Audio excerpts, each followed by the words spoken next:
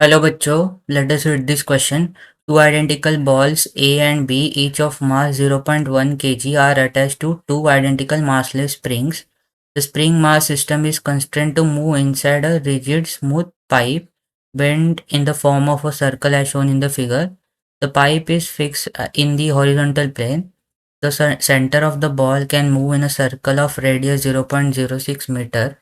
Each spring has a natural length of 0.06 pi meter and spring constant is 0.1 Newton per meter. Initially, both balls are displaced by an angle theta equals to pi by 6 radian with respect to the diameter PQ of the circle as shown in the figure and released from the rest.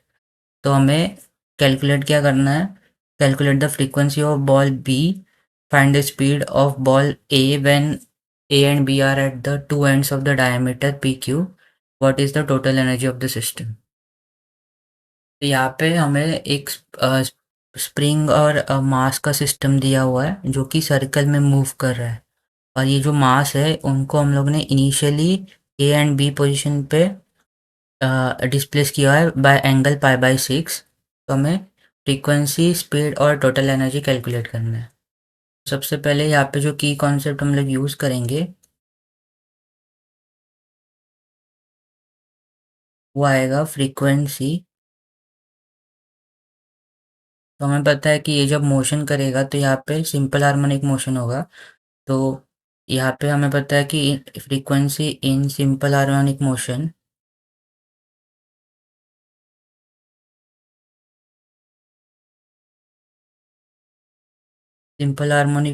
जो होता है वो होता है F equals to 1/2 pi root of. अभी since हमारे पास अगर एक सिंगल सिस्टम होगा तो हम लोग यहाँ पे लिख सकते हैं K/M। बट अगर हमारे पास एक से ज़्यादा अगर पार्टिकल प्रेजेंट होगा या फिर सब्सटेंस प्रेजेंट होगा तो ये फॉर्मूला जो होगा वो हो जाएगा K equivalent divided by mu. जहाँ पे म्यू जो है वो रिड्यूस मास हो जाएगा जिसको हम लोग डिफाइन करते हैं M1 M2 upon M1 plus M2 से। तो अगर हमारे पास दो मासेस है जिनका मास M1 और M2 है तो उनके लिए रिड्यूस मास जो है वो हो जाएगा M1 M2 upon M1 plus M2 के इक्वल। और के इक्वलेंट जो है वो दोनों स्प्रिंग्स का जो इक्वलेंट वैल्यू होगा के का वो हो जाएगा। तो सबसे पहले हम लोग कैलकुलेट करते हैं कि calculate the frequency of the ball B. तो हमें पता है कि फ्रीक्वेंसी का फॉर्मूला होता है 1/2 पाई रूट ऑफ के इक्विवेलेंट डिवाइडेड बाय म्यू। तो म्यू पहले म्यू फाइंड आउट कर लेते हैं। तो म्यू हो जाएगा M1 M2 upon M1 plus M2। और सिंस दोनों का जो मास है वो सेम है तो हम लोग अज्यूम करते हैं कि मास जो है वो M है। तो M1 M2 हो जाएगा M square upon M1 plus M2 हो जाएगा 2। तो ये एक M कैंसिल हो जाएगा तो म्यू जो होगा वो हो जाएगा M/2। और अभी अगर K इक्विवेलेंट कैलकुलेट करें तो हमें पता है कि ये जो दो स्प्रिंग्स जो है वो आपस में पैरेलली कनेक्टेड है। तो जब दोनों स्प्रिंग्स पैरेलली कनेक्ट होता है तो K इक्विवेलेंट का वैल्यू जो होता है वो K1 प्लस K2 के इक्वल होता है। और दोनों का जो स्प्रिंग कांस्टेंट है वो भी सेम है तो यहाँ पे हम लोग लिख सकते हैं ये 2K के इक्वल आएगा। तो अगर ये वैल्यूज़ हम लोग सब्स्टिट्यूट करें फॉर्मूला में तो हमारा फॉर्मूला हो जाएगा 1/2 पाई।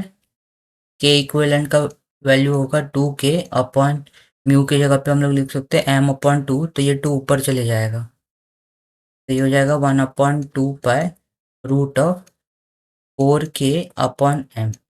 तो ये 4 जो अगर हम लोग रूट के बाहर ले ले तो ये हो जाएगा 2/2 pi into root of K/M।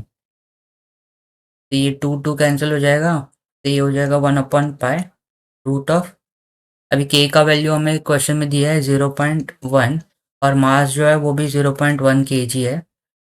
तो फाइनली जो फ्रीक्वेंसी का वैल्यू आएगा वो 1/पाई हर्ट्स हो जाएगा। तो frequency of oscillation of ball B जो है वो हो जाएगा 1/पाई। अभी क्वेश्चन ऑफ बी देखे तो क्वेश्चन बी में हमें क्या निकालना है कि speed of ball A when A and B are at two ends of the diameter. मतलब ए और बी जो है वो जब पी एंड क्यू पे आ जाएंगे तो हमें दोनों के लिए स्पीड ऑफ द बॉल निकालना है। तो जब ये ए और बी पे थे तो तब वो रेस्ट पे थे, तो वहाँ पे उनका वेलोसिटी ज़ीरो होगा, तो जो एनर्जी प्रेजेंट होगा वो खाली पोटेंशियल एनर्जी प्रेजेंट होगा। तो अब यहाँ पे मतलब ए और बी से उनको पी और क्यू पे आने पे जो पोटेंशियल एनर्जी जो है वो काइनेटिक एनर्जी में कन्वर्ट हो जाएगी। तो हम लोग यहाँ पे लिख सकते हैं कि जो लॉस इन पोटेंशियल एनर्जी होगी वो किसके इक्वल होगी, गेन इन काइनेटिक एनर्जी के इक्वल हो जाएगी। तो हमें पता है कि potential energy for spring system जो होता है वो हाफ के एक्स स्क्वायर होती है। ये हो जाएगा half K one X one square plus half K two X two square. और गेन इन काइनेटिक एनर्जी जो हो जाएगी वो होगी two into half M one V one square plus half M two V two square. अभी अगर हम लोग डायग्राम देखें तो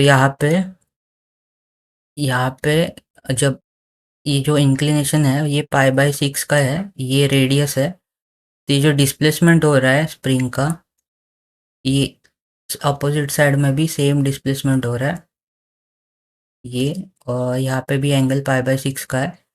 तो अगर हम लोग अज्यूम करें कि ये जो डिस्प्लेसमेंट है ये एस का है, तो जो टोटल डिस्प्लेसमेंट हो जाएगा, जो हम लोग टोटल डिस्प्लेसमेंट हो जाएगा वो हो जाएगा टू एस के इक्वल हो जाएगा।